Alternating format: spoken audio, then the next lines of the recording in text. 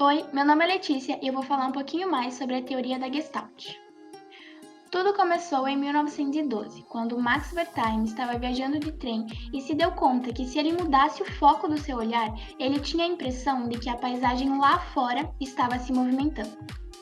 Depois de realizar alguns experimentos, foi constatado que ele teve uma ilusão de movimento ou uma ilusão de ótica, que é quando o estímulo físico é percebido pelo sujeito com uma forma diferente da que ele tem na realidade.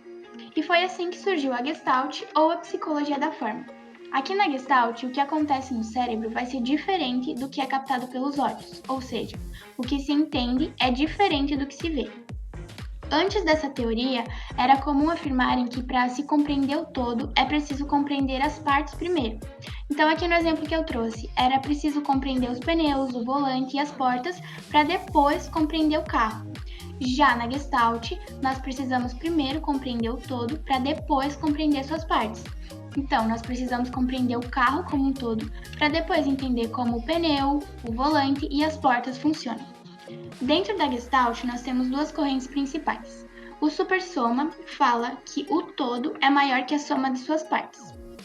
Já a transponibilidade afirma que a forma do objeto como um todo vai ser mais importante do que as características específicas de cada uma delas. Aqui na transponibilidade, a forma em relação ao espaço é que dá a percepção do objeto. Aqui no exemplo, eu trouxe três objetos que são o mesmo objeto, mas eles são completamente diferentes um do outro. E apesar dessa diferença, tanto de material quanto de estrutura, a gente identifica que é uma cadeira, a gente sabe que é uma cadeira, porque a gente conhece esse objeto como um todo e não como as suas partes separadas. Dentro da Gestalt, nós temos algumas leis, e essas leis elas vão explicar como o olho e a mente interpretam os detalhes. Como exemplo, eu trouxe a lei do fechamento ou clausura.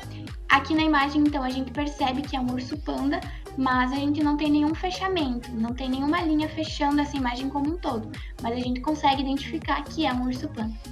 E a outra lei é a lei do caráter de participação. Aqui na imagem nós conseguimos identificar um quadrado, mas não existe quadrado nenhum. São 4 semicírculos que estão posicionados em uma ordem que faz parecer que tem um quadrado aqui no meio, mesmo não havendo quadrado nenhum.